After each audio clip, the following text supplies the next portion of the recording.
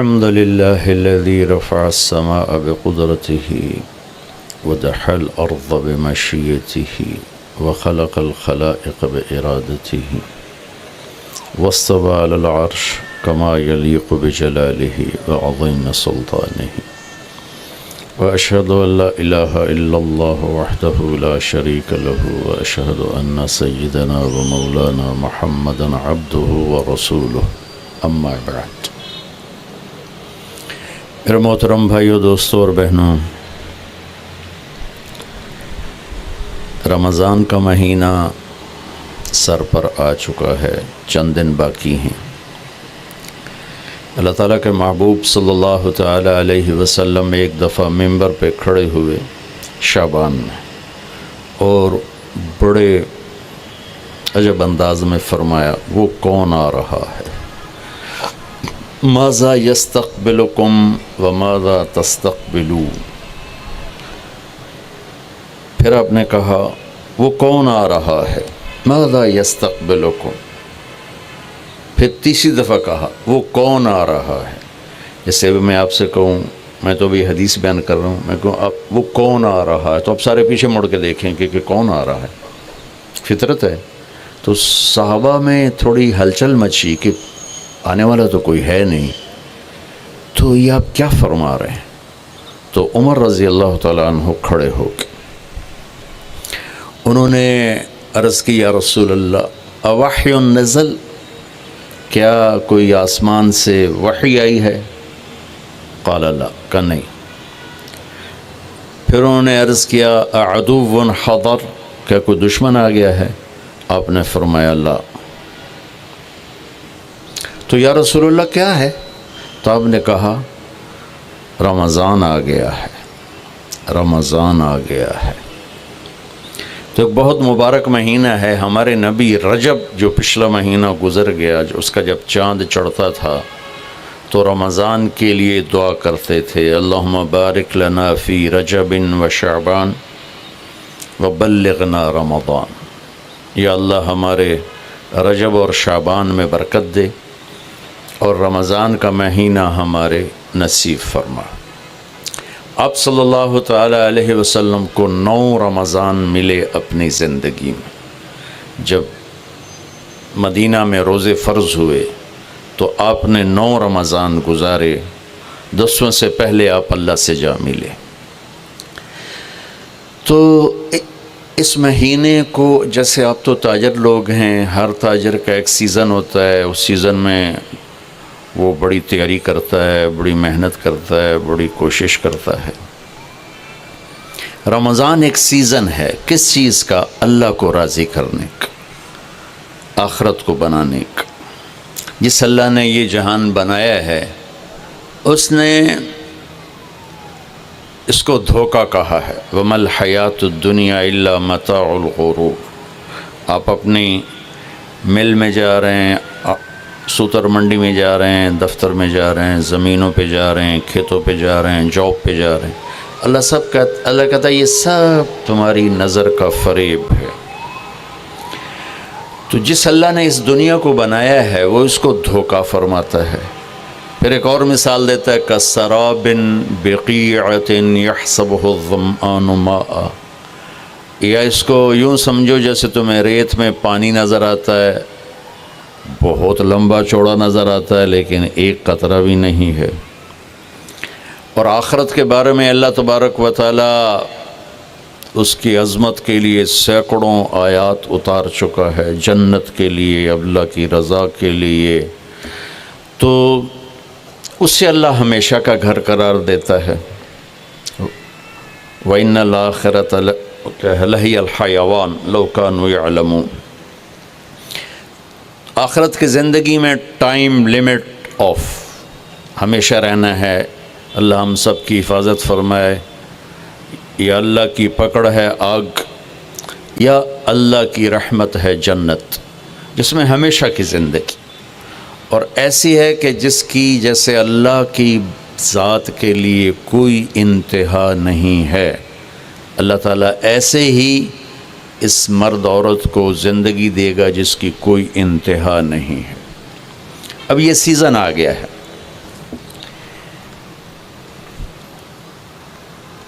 سبحان اللہ۔ آپ لوگ بھی رمضان میں قیمتیں بڑھا دیتے ہیں نا، یہ تو اچھا کام نہیں ہے۔ اللہ تعالیٰ بھی رمضان میں قیمتیں بڑھا دیتا ہے۔ اللہ نفل کو فرض کر دیتا ہے۔ نفل اور فرض میں کیا فرق ہے؟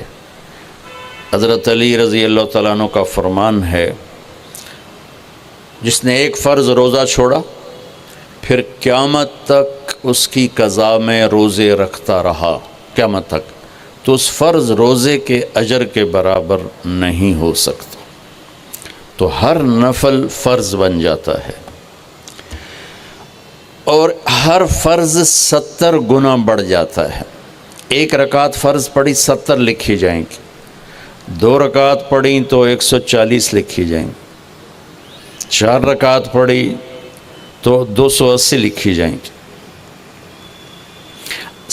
اللہ تعالیٰ اتنا مہربان ہو جاتا ہے، جنت کے دروازے کھول دیتا ہے، جہنم کے دروازے بند کر دیتے۔ پہلی امتوں کو رمضان ملا، لیکن یہ دولت نہیں ملی کہ جنت کے دروازے کھل جائیں، دوزخ کے بند ہو جائیں۔ شیطان قید ہو جاتا ہے، پہلی امتوں کے لیے شیطان قید نہیں ہوتا تھا۔ پہلی امتوں کا روزہ تھا افطاری سے افطاری، بہت لمبا ہو جاتا تھا، وہ لوگ بڑے پاورفل تھے، برداشت کر لیتے تھے۔ اور روزہ کب شروع ہوتا تھا؟ مغرب کے بعد یوں آنکھ لگ گئی 1 منٹ بھی تو روزہ شروع ہو گیا، چاہے کچھ کھایا چاہے نہیں کھایا۔ تو اس 24 گھنٹے میں روٹی حرام، بیوی حرام، بیوی کے لیے خامد حرام، ہر شے۔ ہم پر بھی روزے ایسے ہی فرض ہوئے، پہلے 2-3 روزے اسی طرح رکھے گئے۔ اس کی وضاحت تو نہیں ملتی کہ کون سا روزہ تھا، کتنے دن گزرے تھے۔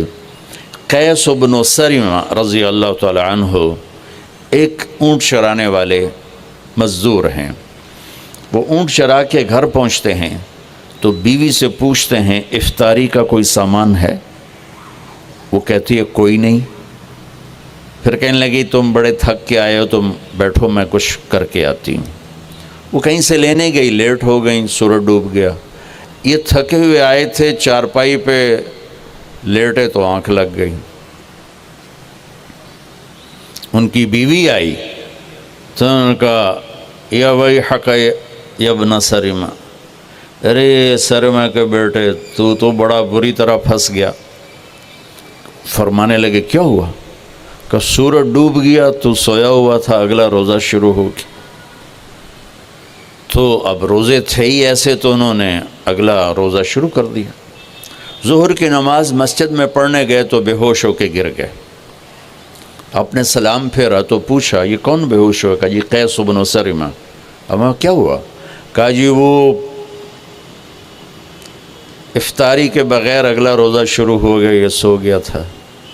ہمارے نبی کو نا دکھ ہوا، تکلیف ہوئی، تو اللہ تعالیٰ نے آسمان سے جبریل کو بھیج دیا کہ میرے محبوب کے دکھ کو دور کریں اور ان سے یہ کہہ دیں کہ کلوا واشربوا حتی یتبین لکم الخیط الابیض من الخیط الاسود من الفجر ثم اتموا الصیام الی اللیل، کہ میرے محبوب کی امت کے لیے اجازت ہے ساری رات کھاؤ، جب صبح صادق کی سفیدی نظر آئے تو روزہ اگلا شروع ہو گیا۔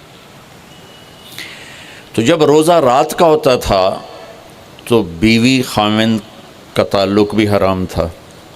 ایک اور واقعہ ہوا، ایک صحابی آئے، دیہاتی سے تھے، یا رسول اللہ میں تو مارا گیا۔ آپ نے کہا کیا ہوا؟ کہا میں روزے میں بیوی کے پاس چلا گیا، اب کیا کروں؟ تو آپ نے فرمایا غلام آزاد کر۔ اس نے کہا جی میرے کو دمڑی کوئی نہیں، غلام کتھوں لوں؟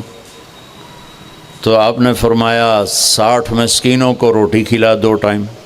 وہ کہنے لگا مدینے میں میرے تو وڈا مسکین ہی کوئی نہیں، میں کنوں کھواؤں؟ آپ نے فرمایا تو پھر 60 روزے رکھو۔ وہ کہنے لگا ایک روزے ہے چند چاڑ ہے، اگاں کی کروں گا؟ تو آپ بڑا ہنسے۔ اچھا بھائی تو بیٹھ جاتے ہیں، کوئی کام کرنے ہیں۔ تھوڑی دیر میں ایک انصاری صحابی آئے، بڑا ٹوکرا کھجور کا لے کر، یا رسول اللہ یہ صدقہ کی کھجور ہے۔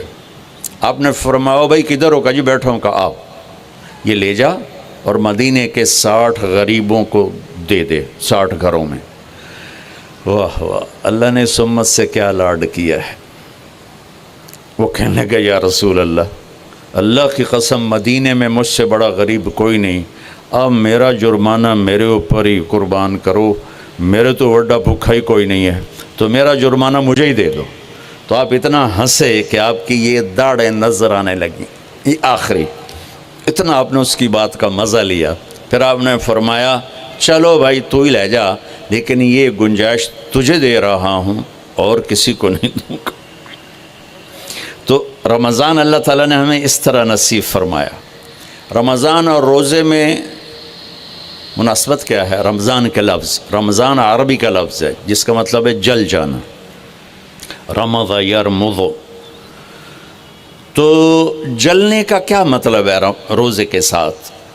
روزے کے ساتھ جلنے کا مطلب یہ ہے کہ جب انسان کوئی مرد اور عورت روزہ رکھتا ہے تو ایک بھوک کی حرارت پیدا ہوتی، خالی چلتی ہے نا مشین تو گرم ہو جاتی، اس میں آئل ہوتا ہے تو گرم نہیں ہوتی۔ اب اندر تو کچھ نہیں، وہ مشین چل رہی ہے تو اس سے جسم میں ایک حرارت پیدا ہوتی، بھوک ہے، پیاس ہے۔ تو میرا رب ہر دن پچھلے سال کے گناہ اس کی بھوک اور پیاس کی آگ میں جلاتا ہے اور معاف کرتا ہے، جلاتا ہے معاف کرتا ہے، جلاتا ہے معاف کرتا ہے۔ جب آخری رات ہوتی ہے، 29 کی رات جب ہوتی ہے تو اللہ پچھلے سال کے سارے گناہ اس کے معاف فرما دیتا ہے، اس لیے اس کو رمضان کہتے ہیں۔ اس میں ہمیں اللہ تعالیٰ نے تراویح کی نماز عطا فرمائی۔ پہلی امتوں کو یہ مشقت تھی کہ 24 گھنٹے کا روزہ، اس امت کو یہ تھوڑی مشقت ہے کہ 20 تراویح پڑھو، چونکہ مشکل کام تھا۔ پھر خاص طور پہ آج کل کے روزہ دار جو افطاری پر حملہ کرتے ہیں، افطاری نہیں کرتے، حملہ کر دیں، کی سموسے، کی پکوڑے، کی پیزے، کی پیس، کی مچھی، کی بٹیرے کھو کھو تباہی پھیر دین پھر پے ان دن ہون کے میں پڑھیے، اسی بندیاں طرح کھاؤ تو سارے ہی پڑھ سکتے ہو۔ میرے نبی نے ساری زندگی پیٹ بھر کے نہیں کھایا۔ اب بادشاہ لوگ ہو، راتوں کو جاگتے ہو، دن کو سوتے ہو، بے تحاشا کھاتے ہو، ڈاکٹران دی موج لگی ہوئی، اپنا لائف سٹائل چینج کرو۔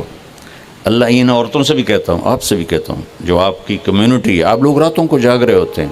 اللہ نے وَجَعَلْنَا اللَّيْلَ لِبَاسًا، اللہ نے رات سونے کے لیے بنائی، جاگنے کے لیے نہیں۔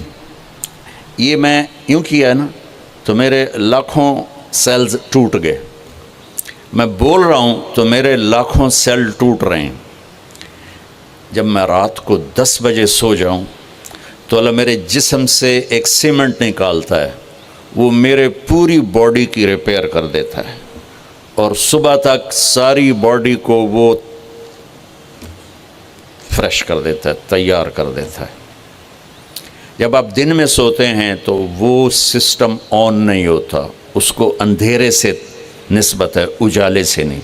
اب لوگوں نے دن کو رات بنا دیا ہے، رات کو دن بنا دیا ہے، صحتیں برباد، بلڈ پریشر، شوگر، ہارٹ، سارے جہان دے بیماریاں چاہ کے لئی پھر دن۔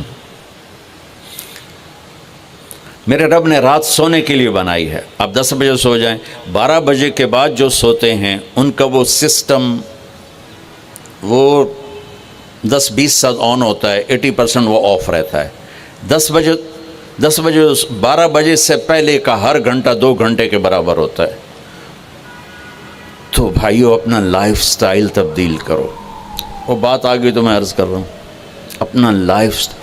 اب جاؤ ساری دنیا میں جو ملک ترقی یافتہ ہیں ان کے 8 بجے بازار کھل چکے ہوتے ہیں، تمہارے 8 بجے خراٹے ہوتے ہیں، اور 5 بجے ان کے دفتر بند، ان کی دکانیں بند، ان کا سب کچھ بند۔ تو آپ نے کاروبار کو رات پر پہنچا دیا۔ میرے نبی نے فرمایا جعلت البرکۃ فی بکور امتی، میری امت کے لیے برکت کا ٹائم ہے صبح کا۔ وہ سارے بازار سنسان سناٹا، عصر کے وقت جا کے کاروبار شروع ہوتا ہے۔ تو بھائیو، صحت کا خیال رکھنا بھی ہمارے دین کا حصہ ہے۔ یہ جسم ایک امانت ہے، اس کو ایسے کھانے کھلانا کہ خود ہی بعد میں بھوکتے رہو اور بیمار ہوتے رہو۔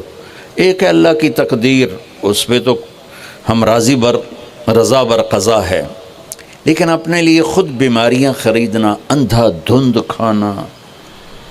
وہ ایک جگہ ہماری ضیافت تھی تو ادھر کلات میں، تو سردار تھے کوئی، تو انہوں نے اتنا دسترخوان بھرا کہ کوئی 30 قسم کی آئٹم رکھ دی۔ تو ایک بھائی ہمارے تھے ساتھی، اللہ ان کی بخشش کرے، انہوں نے کھانے کا حق ادا کیا۔ جب دسترخوان اٹھا تو کہنے لگے ہائے۔ تو ایک ساتھی نے پوچھا، راجہ صاحب یہ ہائے کیڑی گل دیکھے ہے، جڑا بچ کے جاندہ پہ ہے، یہ کیوں جاندہ پہ ہے؟ کھانے کا مزہ لینا ہے تو جنت کا انتظار کرو، یہاں ضرورت کے لیے کھاؤ۔ میرے نبی نے فرمایا ما ملأ آدمی وعاء شرا من بطنہ، یہ مستورات بھی سن لیں، آپ بھی سن لیں۔ میرے نبی نے فرمایا سب سے بدترین برتن پیٹ ہے، سب سے بدترین برتن پیٹ ہے، جو اسے بھرتا ہے وہ بیماریوں کا شکار ہوتا ہے۔ کفا بالمرء لقیمات یقمن بہ صلبہ، کہ تم چند لقمے کھا لو تک تم کام کر سکو۔ فاما اذا ابا، وہ کہتا ہے نہیں یا رسول اللہ میرا اتنے تے گزارا نہیں ہے، تو آپ نے کہا ثلث للطعام ثلث للماء وثلث للنفس۔ آپ نے کہا پھر ایسا کرو 1/3 میدا بھرو کھانے سے، 1/3 پانی سے، 1/3 خالی چھوڑ دو سا لینا واسطے۔ دبئی میں میرے ایک دوست ہیں، بہت قابل ہیں اس کے نیوٹریشن، ان کے پاس بڑی دنیا آتی ہے، تو تبلیغ میں ان کا ماشاءاللہ وقت ہے، تو میں بھی مجھے ملنے آئے تو میں نے کہا کوئی مینو ہی دس دو۔ تو انہوں نے ایک میرے لیے چارٹ بنا کر کہا کہ آپ نے مولانا کھانے کے ساتھ پانی نہیں پینا۔ میں نے کہا اللہ کے نبی تو کھانے کے ساتھ پانی پیتے تھے۔ کہنے لگا سوری مولانا، سنت کے مطابق کھائے پھر تو پانی ضرور پینا چاہیے، 1/3 اگر کھائے 1/3 میدا بھرے تو پانی پینا چاہیے۔ لیکن میرے پاس وہ لوگ ہوتے ہیں جو یہاں تک کھاتے ہیں، ایتھے نے انگلی رکھی جو یہاں تک کھاتے ہیں، ان کو پھر میں کہتا ہوں پانی نہ پیوی ایسے گند مچ جائے گا۔ تو اپنا لائف سٹائل چینج کریں، سادہ غذا پہ آئیں، صبح کے وقت کو قیمتی بنائیں۔ نحوست ہے دن، جب آپ صبح سے 12 بجے تک سوتے ہیں، اس سونا نہ سونا برابر ہے۔ اور اپنے بچوں کو یہ اس سے بچائیں۔ مائیں اپنی جان بچانے کے لیے ٹیب آگے رکھ دیتی، بے ٹیبلٹ پہ لگا رہو۔ 4 سال تک 80% ذہن بنتا ہے اور 7 سال میں جا کے مکمل ہوتا ہے۔ 2.5-3 سال کے بچے سامنے بیٹھے ہوتے ہیں تو ان سے جو ریز نکلتی ہیں وہ سارے مائنڈ کو ڈسٹرب کر دیتی۔ 7 سال کے بعد جب دماغ مکمل ہوتا ہے تو اس پہ ایک لیئر چڑھاتا ہے، جب یہ ریز اندر جاتی ہیں تو لیئر متاثر ہو جاتی ہے۔ آپ دیکھتے ہیں ہمارے بچے کتنے ہائپر ہیں، ہم تو باپ کو دیکھ کے پیشاب نکل جاتا تھا، اور ماں نے کئی دفعہ مجھے سوٹے مارے چپ کر کے کھا لے۔ اب بچہ گلے پڑتا ہے، یہ بچے کا قصور نہیں، اس کا مائنڈ جو ہے نا وہ اس کا سارا سسٹم جو ہے نا آؤٹ ہو چکا ہے، تو وہ صبر تحمل وہ نکل چکا ہے۔ اوپر سے جو یہ فاسٹ فوڈ ہے اس نے تباہی پھیر دی ہے۔ یہ بیچ میں ایک ضروری بات آ گئی، صحت بھی ایمان کا حصہ ہے۔ میرے نبی نے فرمایا اللہ کو صحت مند مومن پسند ہے بیمار مومن سے۔ تو سحری افطاری کے آداب بتا رہا ہوں۔ یہ مہینہ ہے جسم کے فاضل مادوں کو جلانے کے لیے، لیکن اس میں ہم زیادہ کھا اس کو اور بیمار کر دیتے ہیں۔ وہ عید کے بعد پھر ڈاکٹروں کے سامنے لائن لگی ہوتی ہے۔ میں آپ کو دین بتا رہا ہوں، میڈیکل نہیں بتا رہا ہوں، دین بتا رہا ہوں۔ اتنا تھوڑا کھاؤ کہ بھوک لگے، ایسی بھوک جو پریشان کرے۔ ایسی پیاس جو پریشان کرے. ایک اس سے آپ کے جسم کی ساری چربی جلے گی، جو گندی چیزیں جمع ہو چکی وہ جلیں گی، اور دوسرا اگر تھوڑی سی احساس کی آنکھ بیدار ہوگی تو آپ کو غریب یاد آئے گا کہ وہ بیچارہ کیسے دن گزارتا ہے. میں انڈیا میں تھا، گزر رہا تھا تو ایک فقیر بیٹھا تھا، سفید داڑھی پکڑی. میں نے اس کو پتہ نہیں کتنے پیسے دیے، 82 کی بات. جب میں واپس آیا تو وہ کہنے لگا بیٹا کھانا کھلا دو. میں نے کہا کھانا کھائیں گے؟ کہا جی کھاؤں گا. میں نے کہا آ جاؤ.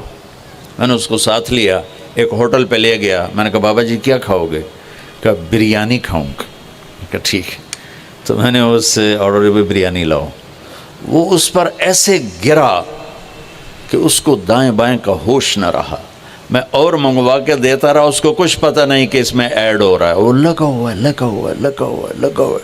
جب اس کا پیٹ بھر گیا تو سر اٹھایا کہ بیٹا اللہ تجھے سلامت رکھے، آج 3 دن کے بعد کھانا کھایا. مجھے اس کی وہ درد بھری آواز آج تک میرے کانوں میں گونجتی ہے.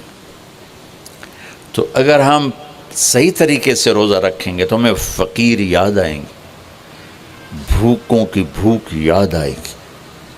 تو اللہ نے ہمیں تراویح کی نماز دی. چونکہ کام مشکل تھا تو اجر بڑھا دیا. تراویح کے ہر سجدے پر 1500 نیکی لکھی جاتی. یہ وہ پروفٹ ہے جو آپ قبر میں لے جائیں گے. جو آپ ان 8 بازاروں سے کما کے لاتے ہیں وہ یہیں چھوڑ کے چلے جائیں گے.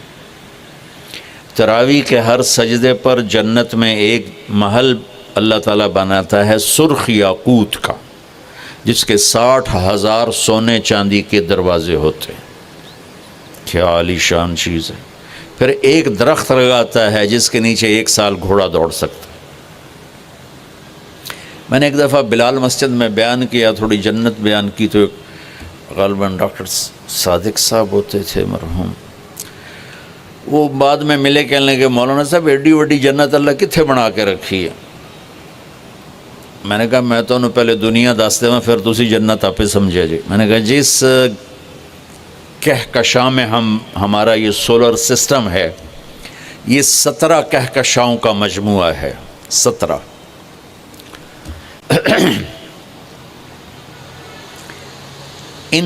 اور اب تک 10 کھرب کے قریب کہکشائیں ڈسکور ہو چکی ہیں. ہماری 17 جو کہکشائیں ہیں، اس کے اس کنارے سے اس کنارے تک آنے کے لیے 20 ارب لائٹ ایئر چاہیے. 20 ارب سال روشنی کی رفتار، 1,86,000 میل فی سیکنڈ کی رفتار سے کوئی راکٹ یہاں سے چلے اور 20 ارب سال اڑتا رہے تو 17 کہکشاؤں کو پار کرے گا. 10 کھرب ہیں اور اللہ کہتا ہے تو مچھر دا پر ہے. ہن جنت سمجھ آئی کہ نہیں سمجھ آ گئی. اللہ تعالیٰ کی رحمتیں لا محدود، قدرت طاقت لا محدود.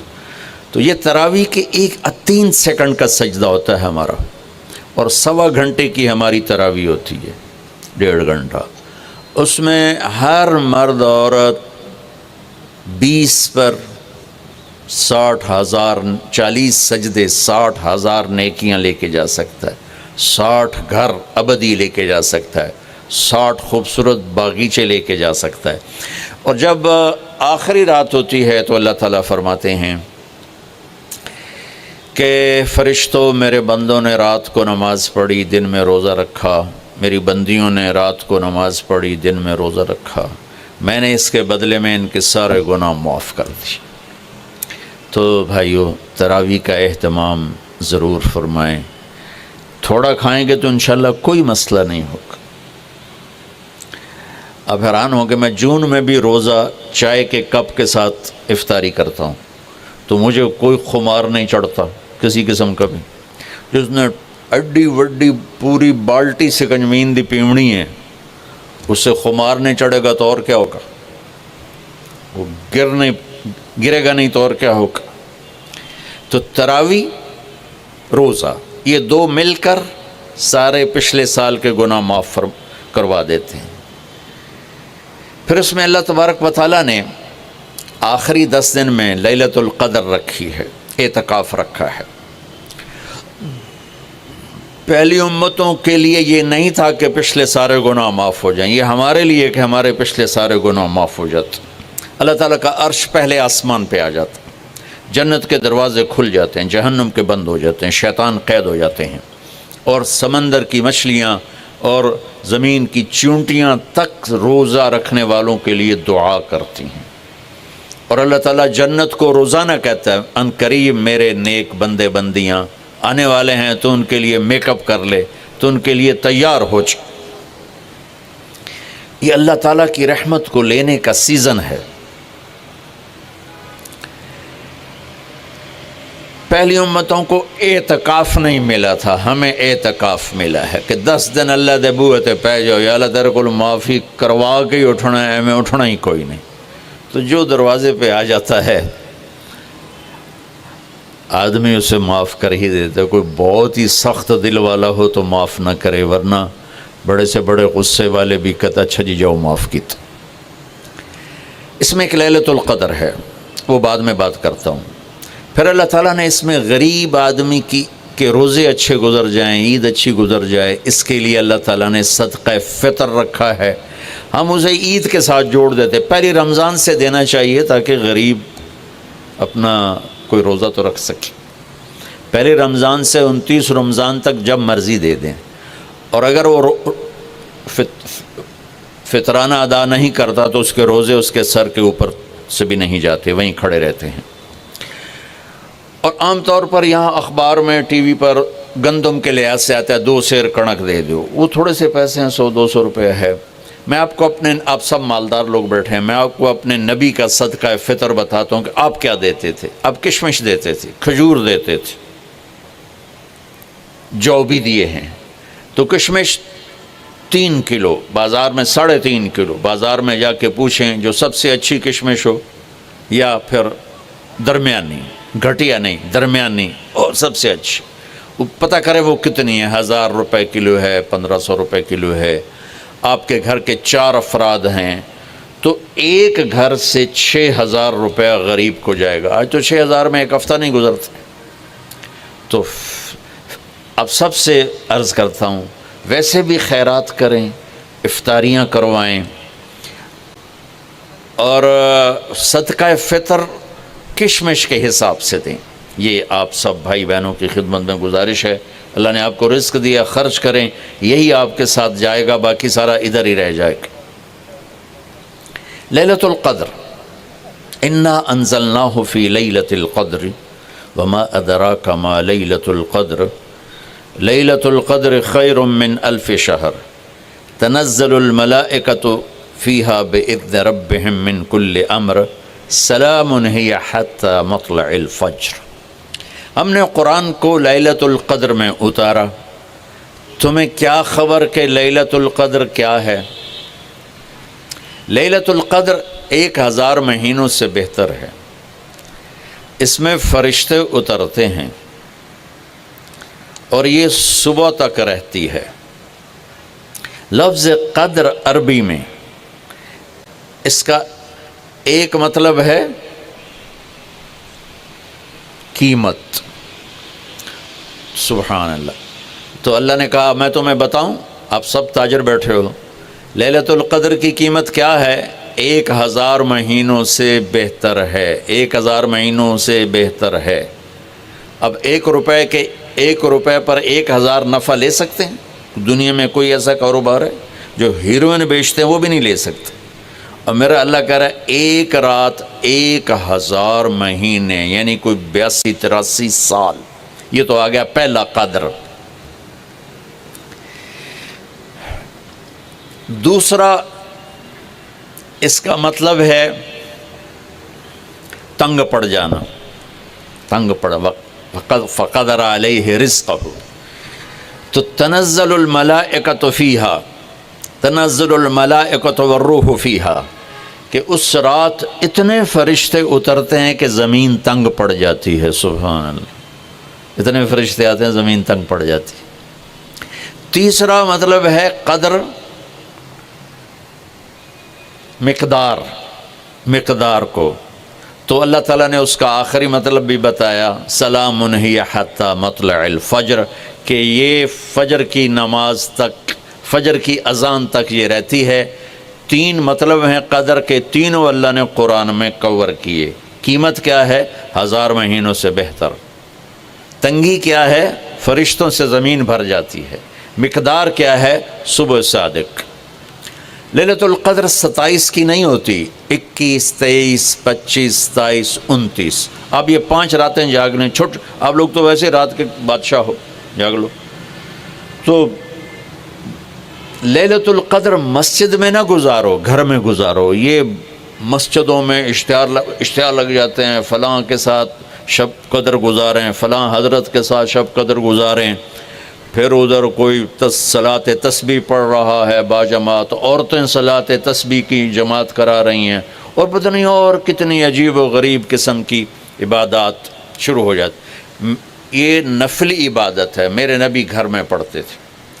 آپ نے اشراق کے سوا ہر نفل گھر پڑھا، ہر سنت گھر میں پڑھی، تو آپ لیلۃ القدر کو یہ مستورات بھی آپ بھی اکٹھے ہو کے نہیں منانا، الگ الگ مصلی بچھا کر اپنے اللہ سے رونا دھونا کرو، اپنے اللہ کو منانا کرو، میں بھی کروں، آپ بھی کریں۔ نوافل کی جیسے ابھی شب برات گزری تو اشتہار تھے، میں جا رہا تھا ادھر علام آباد میں ایک جنازہ ہو گیا تھا، تو اشتہار فلاں حضرت کے ساتھ شب برات گزاریں، فلاں مسجد میں شب برات گزاریں، فلاں جگہ شب برات گزاریں۔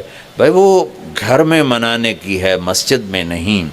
میرے نبی نے نفلوں کو تنہائی میں ادا کیا، فرض کو مجمع میں ادا کیا۔ لیلۃ القدر میں جاگنا نفل ہے، اور پھر جب کٹھے ہو جائیں گے لوگ اور عورتیں تو پھر ساتھ غیبت بھی چلے گی، اور ایک غیبت کا بول ساری رات کو اڑا کے رکھ دے گا۔ مردوں یا عورت کٹھے ہو جائیں غیبت سے تو بچتے نہیں، نہ ہی رک سکتے ہیں۔ سندھ سے ہم بائی روڈ آ رہے تھے، کراچی سے بائی روڈ جماعت تھی، تو وہ راستے میں بڑی غیبت کریں، نوجوان تھے سارے نئے نئے، میں چپ کر کے سنتا رہا۔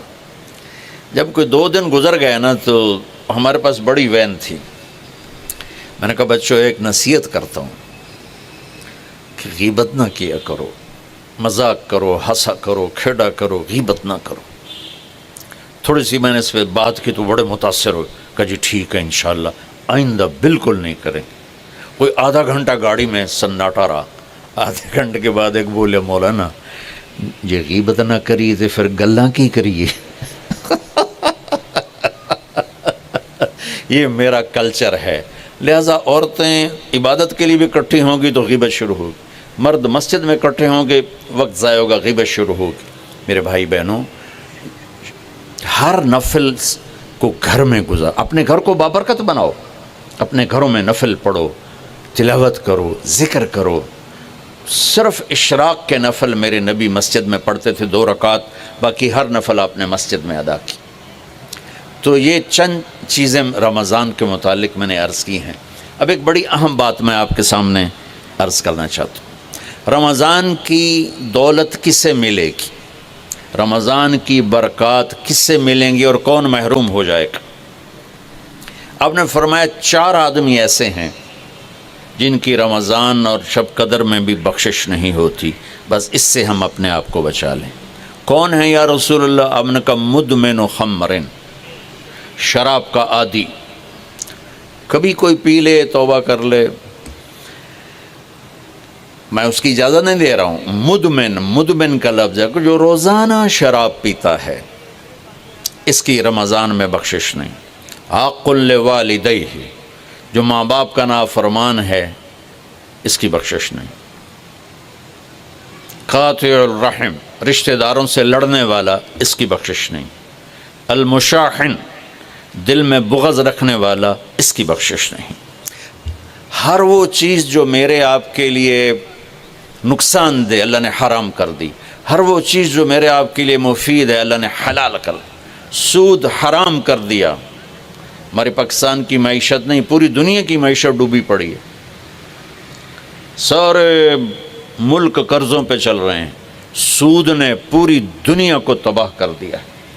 تو میرے اللہ تعالیٰ نے، آپ دیکھتے ہیں میرا اللہ کہتا ہے فَأَذَنُوا بِحَرْبٍ مِّنَ اللَّهِ وَرَسُولِهِ، اگر سود نہیں چھوڑو گے تو میرے اور میرے رسول مل کر تمہارے خلاف جنگ کریں گے۔ تو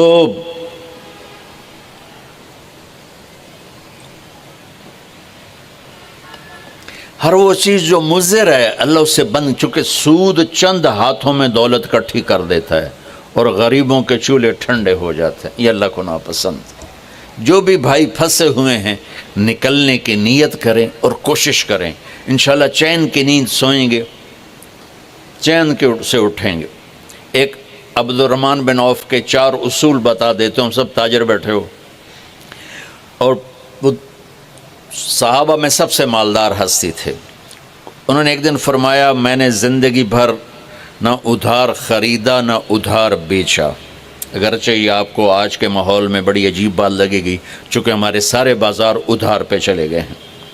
انہوں نے فرمایا نہ کبھی ادھار خریدا نہ ادھار بیچا، تو کتنا سکون ہو گیا، آرام سے سو رہے ہیں۔ اب ہماری تجارت میں ادھار خرید رہے ہیں ادھار بیچ رہے ہیں، کبھی وہ تنگ کرتا ہے کبھی یہ تنگ کرتا ہے، تو ایک اس موبائل نے تباہی پھیر دی، باقی کسر اس نے پوری کر دی، ٹوائلٹ بھی فون سن دے بیٹھے ہوں۔ کبھی سٹاک نہیں کیا مال کو، کبھی سٹاک نہیں کیا، جو ہی نفع ملا فوراً بیچ دیا۔ واہ واہ۔ تو ادھار خریدا نہیں، ادھار بیچا نہیں، 2، کبھی سٹاک نہیں کیا، 3، اور کبھی سودے کا عیب چھپایا نہیں، اس میں کوئی عیب ہے بتا دیا۔ آپ اس پہ آ جائیں، آپ کو شروع میں مشکل ہوگی، اس کے ساتھ سچائی اور دیانتداری کو جوڑ دیں، اللہ کی قسم آپ کا سوتر منڈی جانا بھی عبادت بن جائے گا، آپ کا مل میں جانا بھی عبادت بن جائے گا، اگر آپ اپنے تجارت کے ساتھ سچائی اور دیانتداری کو لے آتے۔ تو اللہ نے شراب حرام قرار دی کہ یہ تباہ کر دیتی ہے، ساری برائیوں کی جڑ ہے۔ تھوڑا سا اوپر دیکھیں قرآن کیا کہتا ہے، اللہ تعالیٰ کہتا ہے یہاں نہ پی، تو مجھ سے قرآن سن، کیا ان الابرار یشربون من کاس کان مزاجها کافورا عینا یشرب بها عباد اللہ یفجرونها تفجیرا یوفون بالنذر ویخافون ویطعمون الطعام على حبه مسکینا ویتیما واسیرا انما نطعمکم لوجه اللہ لا نرید منکم جزاء ولا شکورا انا نخاف من ربنا یوما عبوسا قمطریرا فوقاهم اللہ شر ذلك اليوم ولقاهم نظرة وسرورا وجزاهم بما صبروا جنة وحريرا متكئين فيها على الأرائك لا يرون فيها شمسا ولا زمهريرا ودانية عليهم ظلالها وذللت قطوفها تذليلا ويطاف عليهم بآنية من فضة وأكواب كانت قوارير من فضة قدروها تقديرا يسقون فيها كأسا كان مزاجها زنجبيلا عينا فيها تسمى سلسبيلا ويطوف عليهم ولدان مخلدون إذا رأيتهم حسبتهم لؤلؤا منثورا وإذا رأيت ثم رأيت نعيما وملكا كبيرا عاليهم ثياب سندس خضر واستبرق وحلوا أساور من فضة وسقاهم ربهم شرابا طهورا ان هذا كان لكم جزاء وكان سعيكم مشكورا۔ یہ سورہ دہر کی 16 آیات ہیں، ان میں اللہ نے صرف ایک نعمت کو ہائی لائٹ کیا ہے، وہ ہے شراب، اور 3 درجے بتائے ہیں کہ جو نیک لوگ ہیں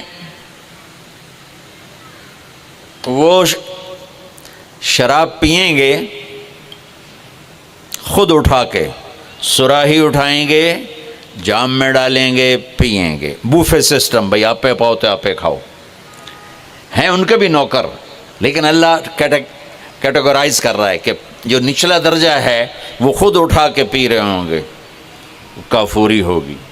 وَيُسْقَوْنَ فِيهَا كَأْسًا كَانَ مِزَاجُهَا زَنْجَبِيلًا، اس سے جو اوپر والا درجہ ہے انہیں زنجبیل کی شراب پلائی جا رہی ہوگی۔ پلانے والے کون ہیں؟ ولدان مخلدون، خوبصورت خدام نوکر۔ پلانے والے کون ہیں؟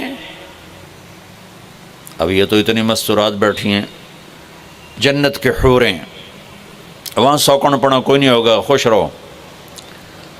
اور میرے نبی نے فرمایا تمہیں پتہ وہ کن ہاتھوں سے تمہیں جام پکڑائیں گی کہ اگر اس کے ہاتھ کی انگلی کا یہ فنگر ٹپ سورج کو دکھا دیں تو سورج نظر نہیں آئے گا، ان ہاتھوں کے ساتھ وہ تمہیں جام پیش کریں گے۔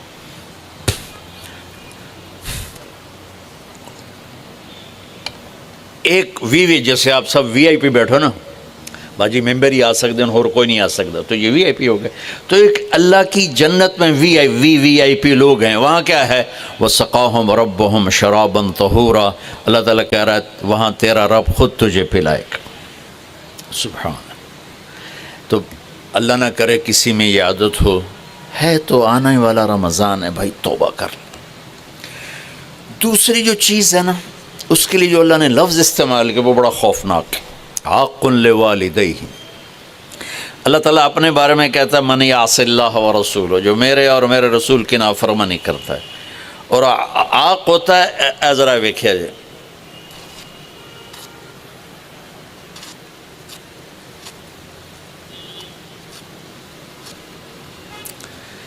اس کو میں نے اتنا چیر دیا ہے کہ یہ جڑ نہیں سکتا، دیکھ لیا آپ نے؟ وہ کوئی بول لو تو صحیح، ہاں ٹھیک، یہ اب جڑ نہیں سکتا، کسی اتنا پرزے کر دیا ہے۔ آقا کہتے ہیں کسی کو پرزے کر دینا، چیر کے رکھ دینا۔ تو یہاں بڑا خوفناک لفظ اللہ نے نبی نے استعمال کیا کہ جو اپنے ماں باپ کے دلوں کے ٹکڑے کر دے، جگر کو جلا کے رکھ دے، اس کم بخت کی پورے رمضان میں بخشش نہیں ہوگی۔ کبھی آواز اونچی ہو جانا فطرت ہے، کبھی سخت بول جانا فطرت ہے، انسان ہیں، بشر ہیں، بچے بھی اکھڑ جاتے ہیں، لیکن ایک وہ ہے بندہ جس نے اپنے ماں باپ کے دل کو جلا کے رکھ دیا۔ ہمارے قریبی پڑوسی ذمہ دار تھے، میرے والد صاحب کے تعلق والے، فوت ہو گئے، مجھے ملنے آئے، کہنے لگے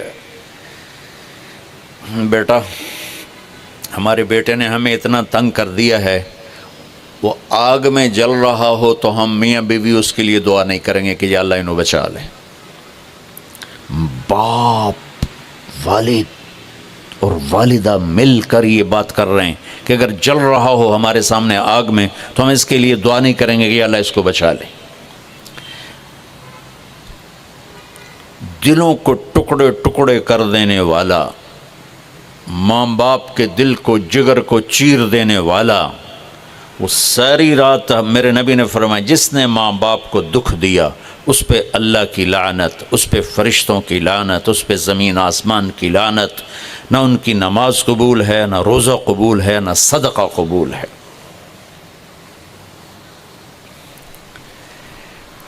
میرے نبی جنت میں گئے تو آپ نے تلاوت سنی، آپ نے کہا یہ کون تلاوت کر رہا ہے؟ کہا جی حارثہ بن نعمان۔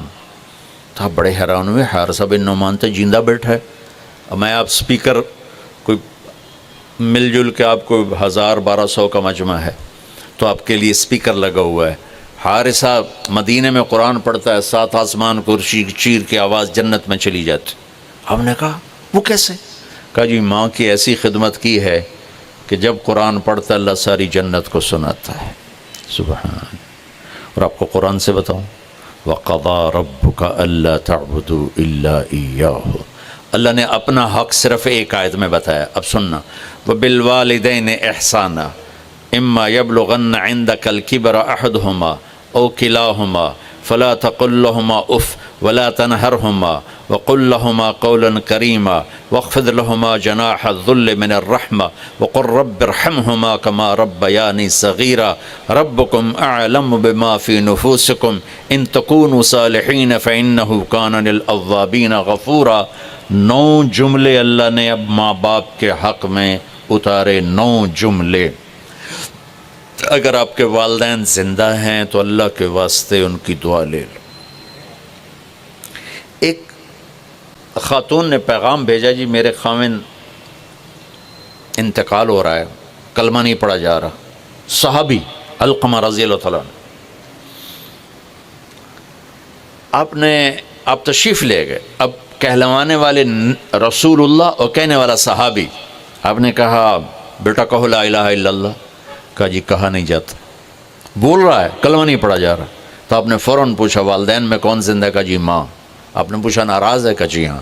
تو آپ نے پیغام بھیجا آپ آتی ہیں یا میں آ جاؤں؟ انہوں نے کہا نہیں یا رسول اللہ میں ہی آ جاتی. وہ آئیں تو آپ نے کہا آپ اپنے بیٹے سے ناراض ہیں؟ کہ جی میں ناراض ہوں. کیا ناراضگی؟ اب سننا ذرا کیا ناراضگی ہے. کہا یا رسول اللہ کوئی گلہ نہیں اس کے دین کا، راتوں کو اٹھ کے تہجد میں قرآن پڑھتا ہے، دن میں روزے رکھتا ہے، لیکن جب بھی مجھ سے بات کرتا ہے تو بڑی بدتمیزی سے کرتا ہے، اوکھا ہو کے بولتا ہے، تو اس سے میرا دل ٹوٹ گیا ہے. آپ نے فرمایا معاف کر دو. تو اتنی دکھی تھی اللہ کے نبی کی کہنے پر بھی کہا یا رسول اللہ میرا جی نہیں چاہتا میں اسے معاف کروں. آپ نے فرمایا اگر میں اسے آگ میں جلاؤں تو سفارش کرو گی؟ کہا جی پھر تو کروں گی، اتنا تو میرا جگر نہیں کہ جلتا دیکھو. آپ نے فرمایا اگر تو نے اسے معاف نہ کیا تو یہ اللہ کی آگ میں جلے گا. اچھا یا رسول اللہ میں معاف کرتی ہوں. آپ نے کہا بیٹا کہو لا الہ الا اللہ. اس نے کہا لا الہ الا اللہ محمد الرسول اللہ، اور اس کی جان نکل گئی. پھر آپ نے اس کا جنازہ پڑھایا، قبر میں اتارا، اور پھر یہ اعلان کیا جس نے ماں باپ کو تنگ کیا اس پہ اللہ کی لعنت، فرشتوں کی لعنت، زمین آسمان کی لعنت. نہ ان کی نماز قبول ہے، نہ روزہ قبول ہے، نہ اس کا صدقہ قبول ہے. تو عاق لوالدیہ، عاق لوالدیہ. تو بھائیو ماں باپ بہت بڑا خزانہ ہے. میرے نبی جیسی ہستی نے کہا کاش میری ماں ہوتی تو ان کی ایسی خدمت کرتا کہ میں عشاء کی نماز کے مصلی پہ کھڑا سورۃ فاتحہ پڑھ رہا ہوتا اور ادھر سے آواز آتی محمد، تو میں اپنی ماں کے لیے نماز توڑ دیتا. تو اپنے والدین کی دعا لینا بہت بڑا سرمایہ ہے، بہت بڑا خزانہ ہے. تیسرا میرے نبی نے فرمایا قاطع رحم، رشتوں کو توڑنے والا، لڑائی جھگڑے کرنے والا. میرے بھائیو اسلام پیغام محبت ہے، نفرت نہیں.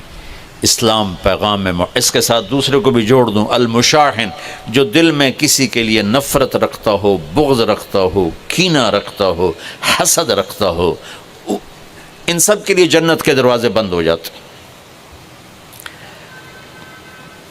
پوری دنیا کے انسانوں کی مشترکہ ڈیمانڈ عزت دو، محبت دو، درگزر کرو. یہ ماسٹر کی ہے. جیسے یہ جاتے ہیں نا حرم شریف تو بڑے بڑے ہوٹل بن گئے، کتنے 100 ہزاروں کمرے ہیں، تو ہر کمرے کا ایک وہ کارڈ ہوتا ہے جس سے وہ کھل جاتا ہے، لیکن ایک کارڈ عملے کے پاس ہوتا ہے جس سے سارے کمروں کے دروازے کھل جاتے ہیں. پوری دنیا کے مرد عورتوں کے دل ایک کمرہ ہیں، اس پر دروازہ لگا ہوا بند ہے، اس کی جو چابی ہے نا وہ محبت ہے. ماسٹر کی محبت دو، عزت دو، احترام دو، کوئی خطا ہو جائے معاف کرو.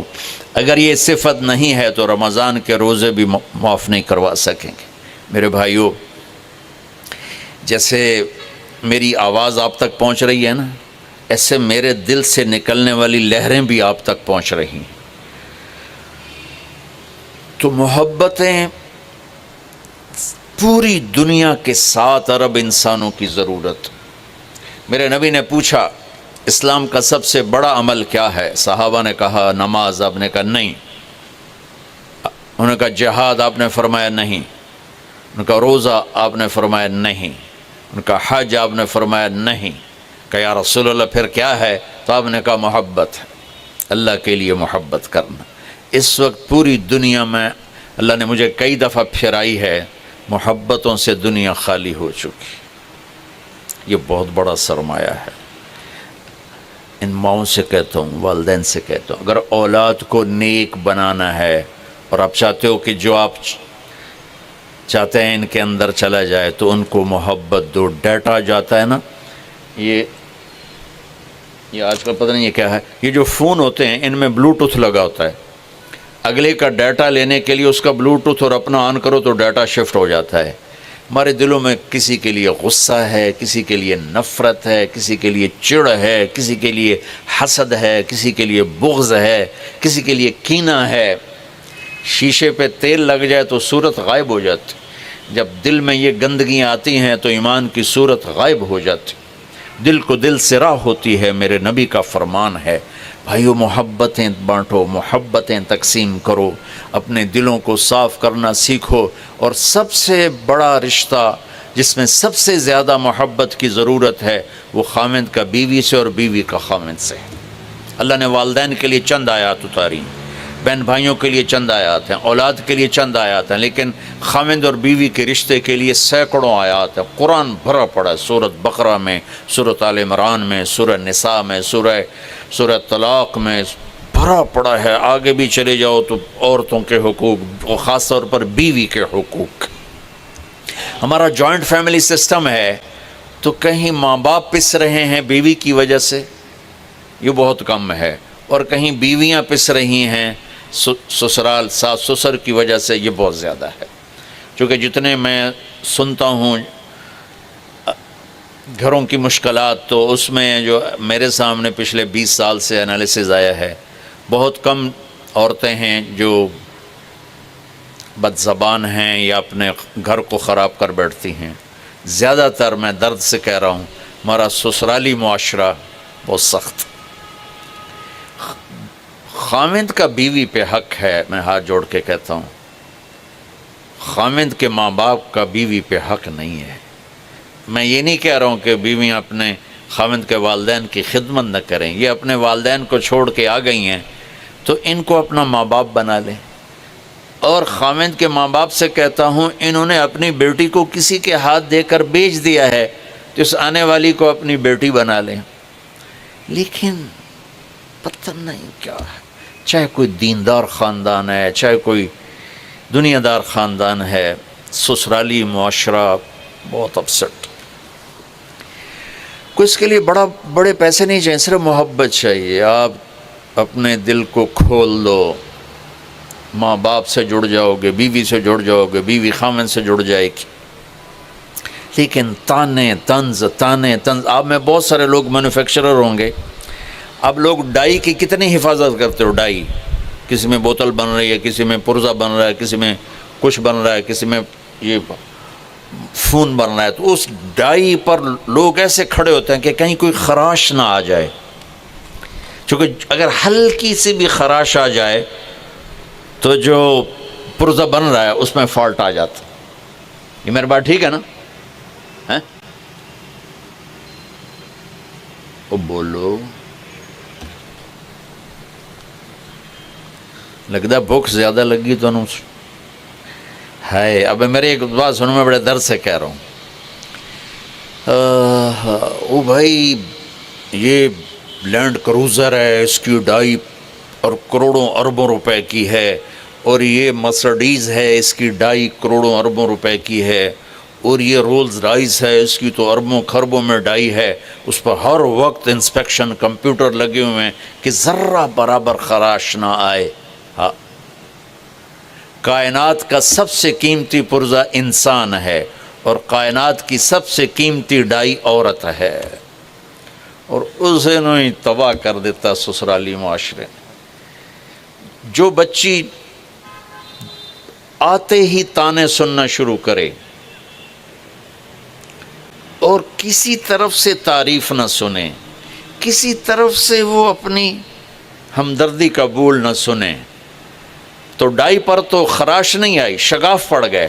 اب جو اس میں چیز تیار ہو رہی ہے، انسان وہ پیدائشی مریض ہوگا، وہ پیدائشی نفسیاتی کیس ہوگا کہ سب سے قیمتی ڈائی کو رول دیا جاتا۔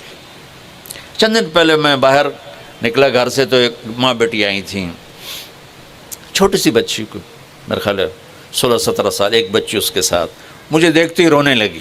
یہ واقعات کی ایک لائن لگی ہوئی ہے، چونکہ ابھی چند دن پہلے ہو تو سنا رہا ہوں کہ مولانا صاحب صبح سے شام تک سب کی خدمت کرتی ہوں، اور یہ میری بچی رل گئی ہے، اس کو بھی نہیں دیکھ پاتی، اور جب کبھی تھک ہار کے کہہ دوں جی مجھ سے نہیں ہوتا، تو پھر ایک گالیوں کا طوفان ہوتا۔ یہ ہر گھر کی کہانی۔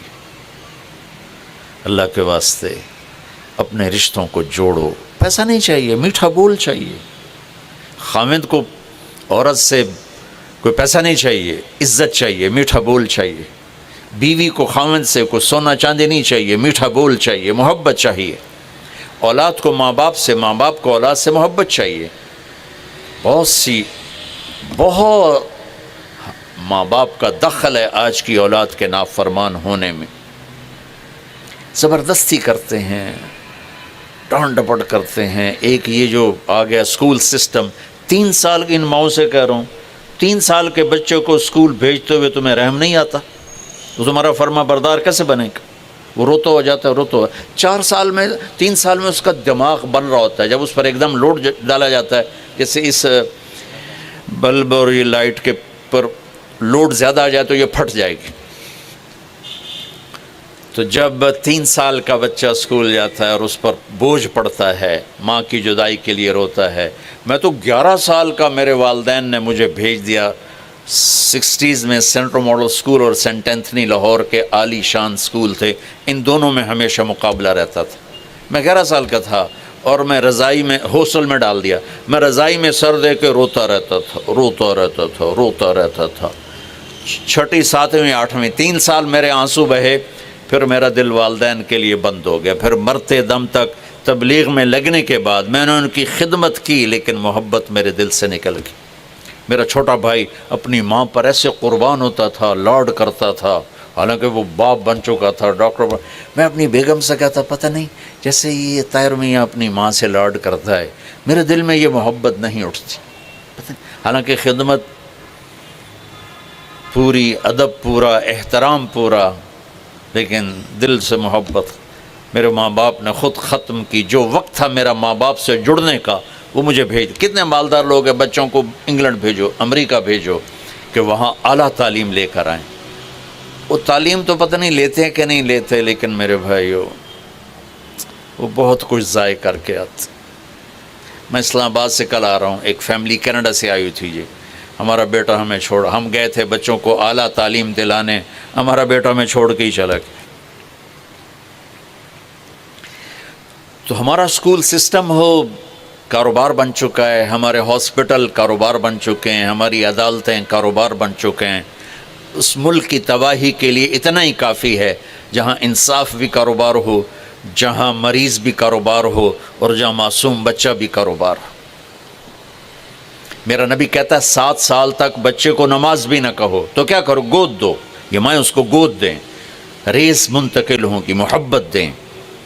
وہ روتا جاتا، روتا آتا ہے۔ اور پھر جو آگے بیچاری ٹیچر ہے، یہ ماں 2 بچے نہیں سنبھال رہی، وہاں آگے کلاس میں 30 بچے ہیں، اور اس بیچاری کی تنخواہ بھی اتنی ہے کہ اس پر وہ روٹی نہیں کھا سکتی، تو وہ کیسے ان بچوں کی کیئر کرے؟ ایسی ایک لطیفہ ہے، ایک ٹیچر بچوں کو کہہ رہے، بچوں بولو CUP سپ۔ وہ کہنے لگے مس CUP کپ ہوتا ہے؟ کہ نہیں، بولو CUP سپ۔ انہوں نے پھر کہا کہ نہیں مس CUP کپ ہوتا ہے۔ وہ کہنے لگی اتنی تھوڑی تنخواہ سپ ہی رہے گا، کپ نہیں بنتا۔ اتنی تھوڑی تنخواہیں ہیں، ظلم و ستم ہے میری نسل پر، میں کیا کروں، کدھر جا کر ٹکر ماروں؟ ماں باپ ظالم ہیں، ظلم ہے ان ماؤں کا جو 3 سال کے بچے کو اسکول بھیجتے۔ روزی ماتھے پہ لکھی ہوئی ہے، ڈگری پہ نہیں۔ عزت ذلت آسمان کے فیصلے ہیں۔ ریگولر آسانی سے بچوں کو، پھر اوپر O لیول A لیول، پھر A کتنے آئے، B کتنے آئے، C کتنے بچے خودکشی کر گئے۔ آپس میں بھی محبت سے رہو، بچوں کو بھی پیار دو۔ مجھے ایک بچہ ملا چند دن پہلے، کہا جی میں اور وہ اس نے پورے پنجاب میں ٹاپ کیا FSC میں، کہا جی میں 2 دفعہ خودکشی کی کوشش کر چکا ہوں۔ میں نے کہا ہے تم نے تو ٹاپ کیا ہے، وہ وہاں کنگ ایڈورڈ میڈیکل یونیورسٹی میں پڑھ رہا ہے۔ کہا جی میرے ماں باپ آپس میں اتنا لڑتے ہیں کہ میں نے دل برداشتہ ہو کر 2 دفعہ گولیاں کھائیں، لیکن دونوں دفعہ میرا معدہ واش کیا گیا اور اللہ نے مجھے بچا لیا۔ ماں باپ کی آپس کی لڑائی اولاد کو اس طرح تباہ کر دیتی ہے، اور اولاد پر زبردستی کا دباؤ۔ ابھی آج یہ کال مجھے دبئی سے آئی کہ جی وہ میرے والد کے چھوٹے بھائی نے کہا میری شادی وہاں کر دو، تو میرے والد نے کہا تو گھروں نکل جا، اس کو گھر سے نکال دیا ہے۔ اور میں بھی ایک جگہ شادی کرنا چاہتا ہوں اور میرے باپ کو پتہ چل گیا تو مجھے بھی گھر سے نکال دے گا۔ اولاد کو پیار دو، محبت دو، رشتوں کو پیار دو، محبت دو، اور رشتوں میں ماں باپ کے لیے بیوی کو ذلیل نہ کرو، بیوی کے لیے ماں باپ کو ذلیل نہ کرو۔ اولاد پر ایسا پریشر مت ڈالو کہ وہ دل میں آپ سے دور ہو جائیں، انہیں اپنے سے دور نہ کرو، انہیں اللہ کے واسطے ٹائم دو، ٹائم دو۔ اس موبائل نے اولاد سے ماں چھین لی ہے، باپ چھین لیا ہے۔ گھر میں آ کر ماں بھی لگی ہوئی ہے یوٹیوب پر اور باپ بھی لگا ہوا ہے، اور بچہ ادھر سے آتا ہے تو ڈانٹ پڑتی، ادھر سے آتا ہے تو ڈانٹ پڑتی، ابھی ڈرامہ کی قسط مکمل نہیں ہوئی۔ آپ کی سب سے بڑی دولت آپ کی اولاد ہے۔ اللہ کے واسطے میں یہ نہیں کہہ رہا ہوں کہ یوٹیوب نہ دیکھو، ایک ضرورت کی چیز ہے، لیکن اللہ کے واسطے جب آپ بچوں کے ساتھ بیٹھو ہر چیز آف کر دو۔ اب گھر تشریف لائیں، موبائل فون آف کر دیں۔ اب آپ کے کاروبار کا ٹائم نہیں، اب یہ ٹائم آپ کے گھر والوں کا ہے، آپ کے بچوں کا ہے، آپ کی بیوی کا ہے۔ آپ کی بیوی آپ سے بات کر رہی ہوتی ہے، ایک دم گھنٹی بجتی ہے، آپ اس کو چھوڑ کے فون پہ چلے جاتے ہیں۔ یہ عزت نفس کو تباہ کر دینے والی چیز۔ خاوند بات کر رہا ہے، بیوی فون کان سے لگا لیتی، یہ عزت نفس کو توڑ دینے والی چیز ہے۔ بچہ آ کے بات کرتا ہے، ماں موبائل کو دیکھتے کہ بولو سن دی پائیاں بھو کی بھوکڑائی، اولاد برباد ہو جاتی۔ ہائے، آپ کو میرے اپنے نبی کی دو چیزیں بتاتا۔ جب میرے نبی کو اچھا بڑی بڑی سرکار میں نے پتہ ہی نہیں، یہ نہیں مجھے کہے گا نا مولانا تو بس میں اتنا ہی کروں گا۔ جی فرماؤ۔ اپنے نبی کے اخلاق دیکھنا۔ نہیں مجھے کہتا بھائی جان جی بولو۔ جب میرے نبی کو کوئی بلاتا یا رسول اللہ، آپ بھی دیکھیں آپ بھی دیکھیں، وہ ایسے نہیں کرتے، وہ ایسے کرتے تھے۔ کیا کہیں، پورا چہرہ دیتے تھے، پوری چھاتی دیتے تھے۔ ادھر سے کوئی بلاتا یا رسول اللہ تو آپ پورا فل اس کو توجہ دیتے تھے۔ توجہ فرمائیں نہیں، آپ کہتے ہیں بھائی توجہ کرو، بھائی توجہ کرو۔ توجہ کا مطلب ہوتا ہے چہرہ ابو تھا میرے آلکار۔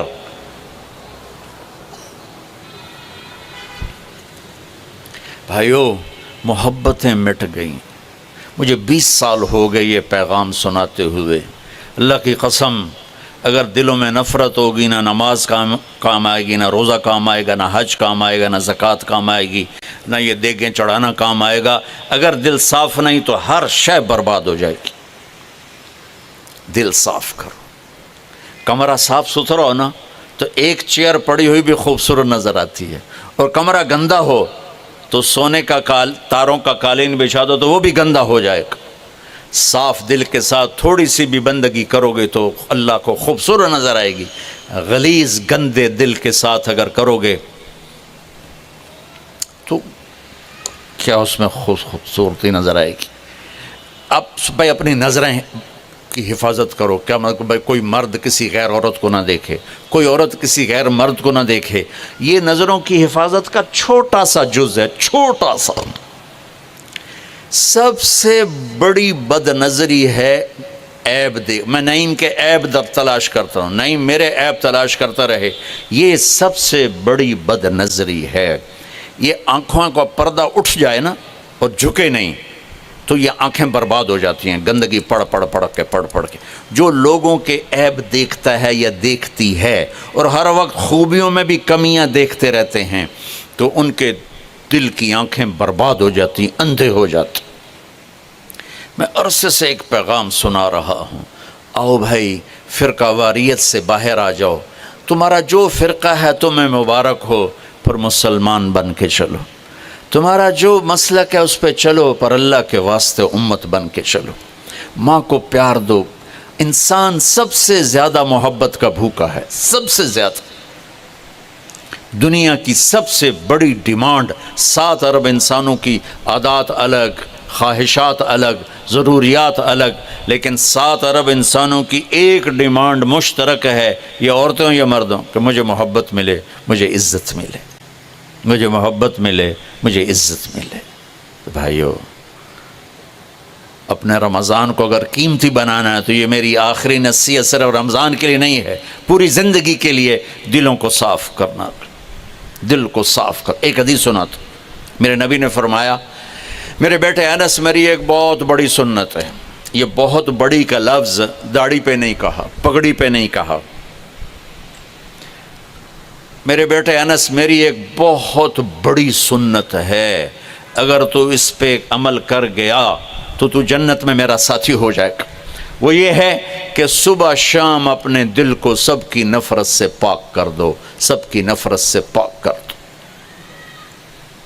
لوگ زیادتی کریں گے، عورتیں عورتوں پر زیادتی کریں گی، مرد مردوں پہ زیادتی کریں گے. اللہ کے لیے معاف کر دو، اللہ کے لیے معاف کر دو، اللہ کے لیے معاف کر دو، تو آپ دیکھو گے آپ کی زندگی دنیا میں جنت بن جائے گی. سب سے حسن سلوک ڈیمانڈ ہے، اور خاص طور پر آپ ان سے نوکرانیوں سے، نوکروں سے ہمارے ماحول میں بہت بدتمیزی ہوتی. چلو دروازہ کھول، چلو چائے لے کے آ. آپ یوں بھی کہہ سکتے ہیں، پیارے چائے لے کے آ جاؤ، پیارے دروازہ کھول دو، تو غریب کا دل ایڈا بڑا ہو جائے گا. جب آپ یہ بیچارے غریب ہیں تو تمہاری مزدوری کر رہے ہیں نا، خوشحال ہوتے تو ہمارے پاس کیوں آتے. اور میرے نبی نے کہا، جو غریبوں کو اپنے قریب رکھے گا اللہ اسے قیامت کے دن اپنے قریب رکھے گا.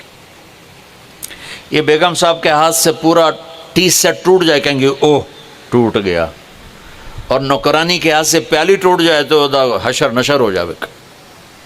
تمہارے اپنے ہاتھوں سے گاڑی چاہے تباہ ہو جائے، کہو گے اوہ ٹوٹ پوٹ گئی. اور ڈرائیور سے خراش بھی لگ جائے تو تم اس کی اگلی پچھلی نسلیں گالیوں سے برباد کر دو. میں ڈیرے میں بیٹھا تھا اپنے، تو ہمارا ایک لوہار آ گیا، اس کی 5ویں پشت ہمارے پاس کام کر رہی، 5ویں نسل میرے پاس آ کر رونے لگا. میں پوچھا کی ہویا ای بکو، اللہ بخش اس کا نام ہے، بکھو بکھو. میں بکھو کی ہویا ای؟ اس کو ہمارے کسی کزن نے گالیاں نکالی تھیں. اب کلچر ہی ایسا ہے. میرے بھائی اس نے اتنے درد سے کہا کہ مجھے اب بھی رونا آ رہا ہے. کہنے لگا مولانا صاحب، غریباں دی نہ ماں ہوندی ہے نہ بہن ہوندی ہے، صرف ذمہ دی ہوندی. ساڈی ہر ویلے عزت جڑی ہے برباد ہوندی پئی ہے، کدی ماں دی گال، کدی بہن دی گال. بہنا ماما تواڈیاں ساڈیاں کوئی نہیں. اس کے چند لفظوں نے مجھے رلا دیا. تو آپ سب وہ لوگ جن کے پاس ملازم ہیں، نوکر ہیں، آپ چناب کلاب کے ممبر ہیں، تو اللہ نے آپ کو رزق دیا ہے. دیکھو میں ان سب سے ہاتھ جوڑ، اپنے نوکروں کے ساتھ بول میٹھا کر، ان سے ڈانٹ ڈپٹ چھوڑ دو، ان کی خطاؤں سے درگزر کیا کرو، اللہ تمہاری خطاؤں سے درگزر کرے گا. میرے نبی نے کہا غریب کو قریب کرو، اللہ تمہیں اپنے قریب کرے گا. ہمارا یہ ٹھیک ہے، ہمارے نوکر ملازم بھی بددیانتی کرتے ہیں. میرے نبی نے کہا اپنے ملازم کو مارنا نہیں، پیٹنا نہیں، گالی گلوچ نہ دینا. اگر تمہارا کام صحیح نہیں کرتا فارغ کر دو. فارغ کرنا کوئی ظلم نہیں. ماں بہن کی گالی، اللہ کا عرش کانپ اٹھتا ہے جب ماں بہن کی گالی دی جاتی. اور پورا بازار گالیاں دے رہا ہے، چند ہزار پہ، چند لاکھ پہ، اور چھوٹے چھوٹے خطاؤں پہ نوکر نوکرانیاں ان کو ذلیل کیا جا رہا ہے. وہ بیچارے بھوک کی وجہ سے آپ کے سامنے سر جھکائے کھڑے ہوتے ہیں. اگر آپ لوگوں کے دلوں پر راج کرنا چاہتے ہیں، زبان کا بول میٹھا کر لیں، معاف کرنا سیکھ لیں، محبت کرنا سیکھ لیں. آپ کا سارے دل کا ڈیٹا آگے شفٹ، نوکر کی طرف بھی، بیوی کی طرف بھی، خامند کی طرف بھی، اولاد کی طرف بھی شفٹ ہو جائے گا. اور رشتوں میں سب سے عظیم رشتہ خامند بیوی ہے. اللہ کے واسطے اسے اپنی انا پہ قربان نہ کریں. یہ سب سے خوبصورت رشتہ ہے، سب سے عظیم رشتہ ہے، اور اللہ کی شان ہے سب سے کمزور رشتہ ہے کہ باقی کوئی رشتہ نہیں ٹوٹتا، اور یہ رشتہ ایک بول پہ ٹوٹ جاتا ہے. اس لیے آپ نے حضرت علی سے فرمایا کہ علی، طلاق سے بچنا.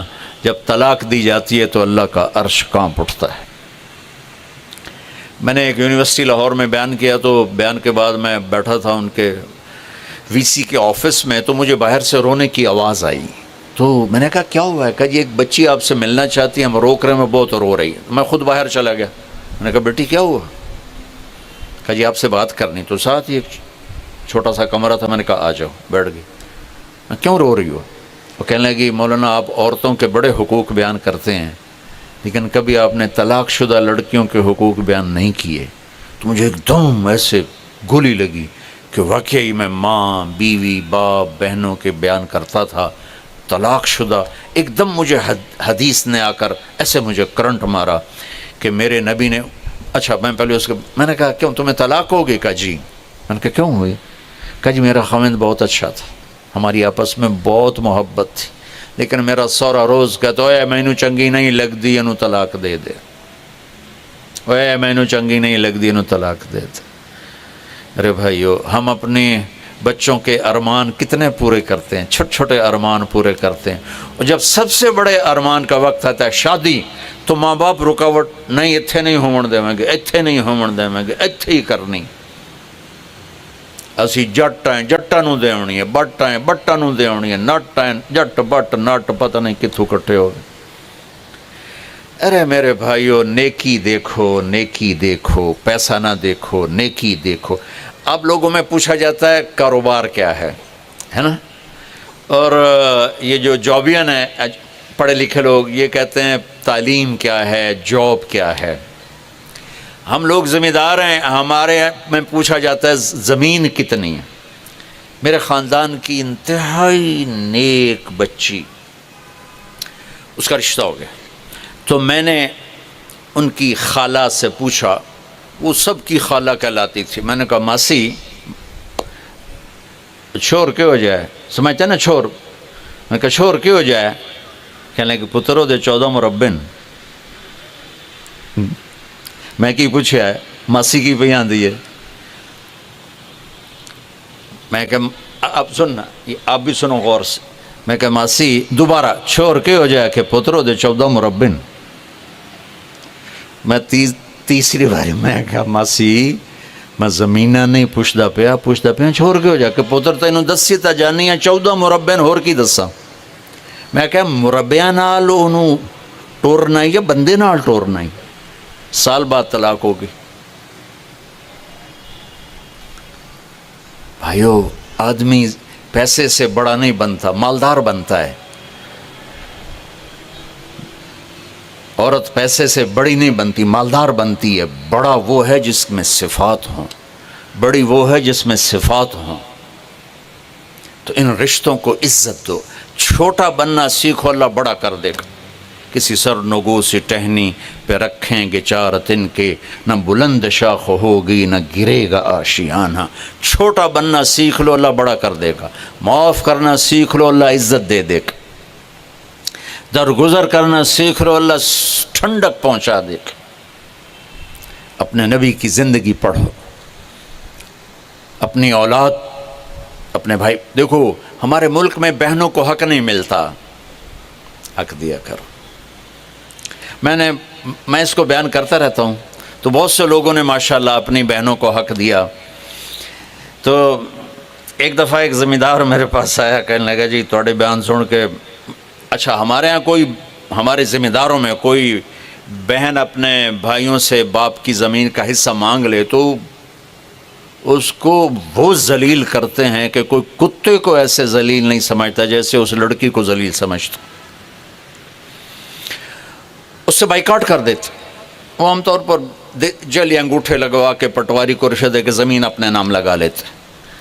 تو میرا بیان سنا، ایک منڈی بہاؤدین کا تھا، میرے پاس آیا، کہنے لگا میں اپنی بہن نو بلایا، میں کہا اے اپنا لے لے زمین لے لے اپنی۔ تو وہ کہنے لگے نہیں بھائی بس میں دے چھڑی، بس میں دے چھڑی۔ میں نے کہا اچھا میں تیرے نام کرا دیتا ہوں، اس کے بعد تم خوشی سے مجھے واپس کرو گی تو میں لے لوں گا۔ انہوں نے کہا ٹھیک۔ جب اس کا نام ہو گئی نا، کہ میں تو گھر گیا، میں کہا ہن کی خیال ہے دینی ہے کہ نہیں، میرے اپنے نکے نکے بال ہیں، میں کیوں دیوں۔ آئیو، بچیاں بہت قیمتی دولت ہے۔ میرے نبی کو اللہ نے بچیاں ہی دی، اور کیا میرے نبی نے ان کو محبت سے پالا۔ ایک حدیث یاد آ گئی، میرے نبی نے کہا یہ جو میرے مدینے کے صحابہ ہیں نا، یہ بڑے عالی شان لوگ ہیں۔ کس بات پہ عالی شان ہے؟ تہجد بڑی پڑھ دیں، روزے بڑے رکھ دیں۔ آپ سب سنیں، سسر بھی بیٹھے ہوں گے، ساسیں بھی بیٹھی ہوں گی، بہویں بھی بیٹھی ہوں گی۔ میرے نبی نے فرمایا یہ میرے مدینے والے بڑے عالی شان لوگ۔ کس وجہ سے یا رسول اللہ؟ کہا یہ جب کسی کی بیٹی کو لے آتے ہیں نا بیاہ کے، تو بچی اپنے سسرال میں جا کے ایسے ہوتی ہے کہ اسے پتہ ہی نہیں چلتا میں سسرال میں ہوں یا ماں باپ کے گھر میں ہوں، اتنی محبت دیتے۔ اللہ کے واسطے اپنی معاشرت کو ٹھیک کرو، زبان کے بول محبت سے بھر لو، ان کو شہد لگا لو، گالیاں طعنے طنز نکال دو اللہ کے واسطے۔ میں آپ کو نہیں کہتا ہوں اتنے نفل پڑھو، اتنے تہجد پڑھو، اتنے نفلی روزے رکھو، اتنے حج عمرے کرو۔ محبت محبت محبت، اس بول سے محبت پیدا ہوتی ہے، اسی بول سے نفرت پیدا ہوتی ہے۔ اولاد کو عزت دو، پھر عزت واپس آئے گی۔ یہ میرے نبی کا گھر، اور جہاں یہ ہماری بہن بیٹھی ہیں یہاں میرے نبی کی بیٹی کا گھر حضرت فاطمہ، 4 قدم دا فاصلہ ہے، آنا جانا کبھی کبھی نہیں، ہر روز یا دوسرے دن تیسرے دن۔ اور میرے نبی کا پروٹوکول کیا تھا بیٹی کے لیے؟ آپ زمین میں کبھی بیٹھے ہوتے تھے، کبھی آپ چیئر پہ ہوتے تھے، کرسی تھی میرے نبی کے گھر میں، کبھی آپ چارپائی پہ۔ جب جنت کی عورتوں کے سردار گھر میں انٹر ہوتی ہیں، وہ دروازہ اور یہ میرے نبی بیٹھے ہیں، تو آپ آگے نہیں آنے دیتے تھے، ایک دم کھڑے ہو جاتے تھے اور بھاگ کے آگے جاتے تھے تیزی سے، اور جا کر اپنی بیٹی کا ہاتھ پکڑ لیتے تھے، پھر ان کا بیٹی کا ہاتھ چومتے تھے، پھر ہاتھ پکڑے پکڑے پکڑے پکڑے پہلے بیٹی کو بٹھاتے پھر خود بیٹھتے تھے۔ ہمارا ہندو معاشرہ ہے، ہندوستان میں اسلام آیا عبادت کی حد تک، معاشرت کو ٹچ نہیں کر سکے، ہماری معاشرت ہندوانہ ہے۔ میں ایک دفعہ اپنے استاد محترم رحمۃ اللہ علیہ مولانا جمشید صاحب کے لیے شہد کی بوتل لے، اس لیے شہد کی بوتل 10 روپے دیا۔ میں نے کہا حضرت یہ آپ کے لیے ہدیہ لایا ہوں شہد۔ کہنے کہ کہاں سے لائے ہو؟ میں نے کہا جی میرے اپنے باغ کا ہے۔ سنو آپ، میرے استاد کہنے لگے تیرے باپ نے اپنی بہنوں کو زمین میں سے حصہ دیا تھا؟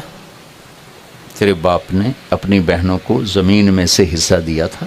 یعنی اگر دیا تھا تو پھر یہ شہد لیتا ہوں، اگر نہیں دیا تھا پھر زمین ہی حلال نہیں تو شہد کیوں حلال؟ میں کہا استاد جی اللہ کا شکر ہے میرے باپ کی بہن ہی کوئی نہیں تھی، بس 2 بھرا موجہ نال ونڈ لیا آپس وچ۔ کہنے کہ اچھا تیرے دادے نے اپنی بہنوں کو حصہ دیا تھا؟ میں نے کہا حضور میں اس کو پیدا ہی نہیں ہوا تھا، میں نے پتہ ہی کوئی نہیں، میں تو دادے نے ویکھیا ہی کوئی۔ تو کہنے کہ ٹھیک رکھ دو۔ اتنی احتیاط، کوئی چور چوری کر جائے آپ تھانے میں رپٹ کرا دیتے ہیں۔ جن بھائیوں نے بہنوں کا حق کھایا ہوا یہ چور نہیں ہے؟ اس سے بڑی چوری اور کیا ہوگی کہ جس بہن نے اسی چھاتی سے دودھ پیا جس سے تم نے پیا، اسی پیٹ سے نکلی جس سے تم نکلے، اسی چھت میں پروان چڑھی جس میں تم پروان چڑھے، اور آج چند ٹکوں پر تم اپنی بہن کو ذلیل کر رہے ہو، کیسے نہیں دیونا؟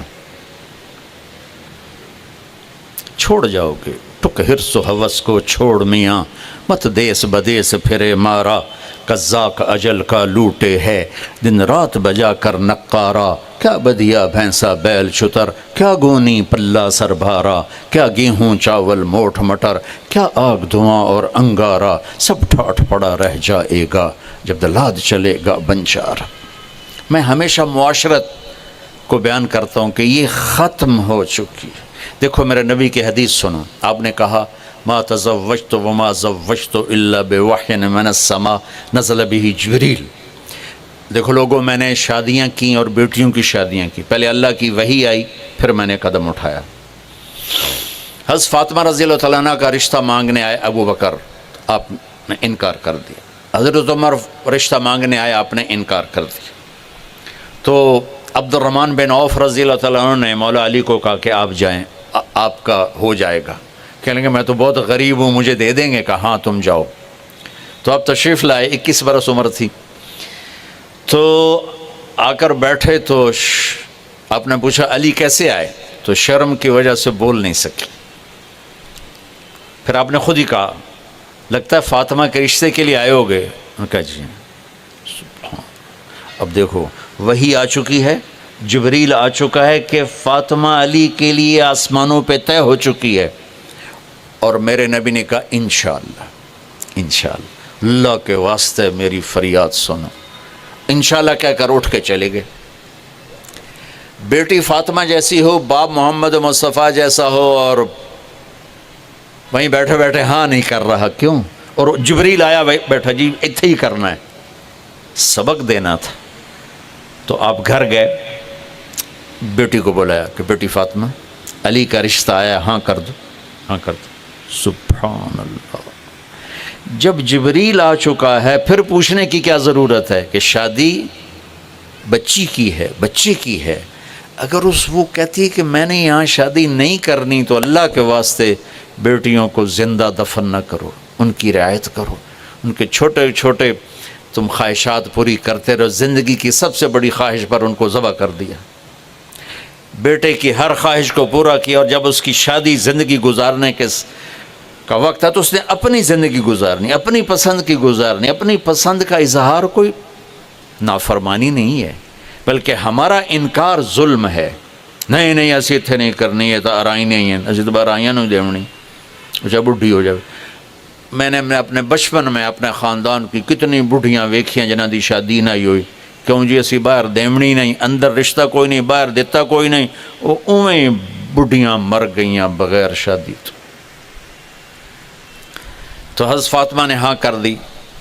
تو پھر آپ باہر آئے اور کہا علی جاؤ لوگوں کو بلاؤ۔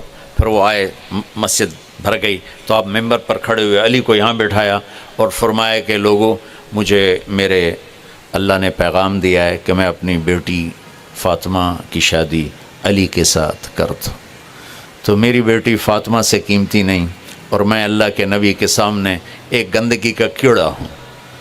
تو جب میرا نبی عظیم الشان ہو کر قاب قوسین او ادنا ہو کر بیٹی سے پوچھ رہا ہے، تو یہ سبق دے رہا ہے طارق جمیل کو، نعیم کو، آپ کو، ان کو، کہ پوچھنا کیوں ہے شرط؟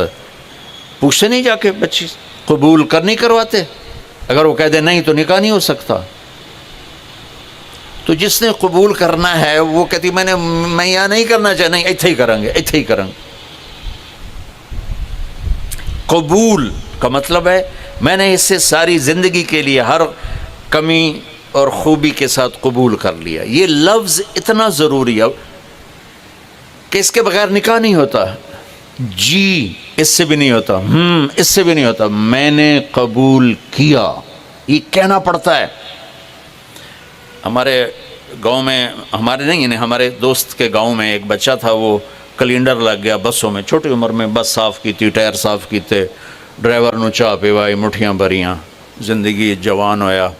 اب وہ جو کنڈکٹر ہوتے ہیں وہ بسوں کو ریورس کراتے ہیں، اور آگے جب رش ہوتا ہے تو کہتے ہیں استاد جی کٹ لو، استاد جی آن دیو، استاد جی جان دیو، یہ ایک محاورہ بن جاتا ہے ان کا۔ اس کی شادی ہو رہی تھی، مولوی صاحب پوچھا فلانے دی دھی تے اتنا ماہر تے تیرے نکاح دے تو قبول کیتا؟ آندا جی آن دیو۔ اس کا بھائی پاس بیٹھا تھا، اس نے اس کو یوں کیا، آندا جی جان دیو۔ ان کا آن دیو جان دیو دا کام نہیں ہے، آنکھ میں قبول کیتا۔ بھائیو اپنے بچوں پہ رحم کرو، اپنی بچیوں پہ رحم کرو، ان کی رعایت کرو، ان کا خیال کرو، ان کی پسند ناپسند کا خیال کرو، تمہارے غلام بن جائیں گے۔ تمہارا سب سے بڑا سرمایہ تمہاری اولاد ہے۔ اگر انہیں آپ چاہتے ہو کہ آپ کے مرنے کے بعد بھی آپ کی قبروں پہ جایا کریں، تو انہیں محبت دے کے جاؤ، انہیں پریشرائز کر کے مت جاؤ۔ تو دلوں سے تمہارے نوکر جھولیاں اٹھا اٹھا کے تمہیں دعائیں دیں گے، اگر ان کو تھوڑی سی محبت۔ غریب دا تا دل ویسے ہی بڑا کمزور جہا ہوندا ہے، ایک میٹھا بول دے تو قربان ہو جاتا۔ تو بھائیو میری بہنوں، اپنے رمضان کو اور پوری زندگی کو قیمتی بناؤ، اس دل کو محبت سے بھر دو۔ اللہ کا فضل سنا رہا ہوں، دنیا کے 7 ارب انسان ہیں، میرے دل میں کسی کی نفرت نہیں، میری صرف تعریف نہیں ہوتی، مجھے گالیاں بھی پڑتی ہیں، مجھے کافر بھی کہتے ہیں، مجھے زندیق، اپنے ہمارے مسلک کے ایک بڑے علامہ صاحب نے کہا وہ تو زندیق ہے، لیکن اللہ کی قسم میرا دل سب سے صاف ہے۔ یہ نہیں کہ مجھے تکلیف نہیں ہوتی، میں رات کو جب لیٹتا ہوں میں کہتا ہوں یا اللہ میں نے اپنے دل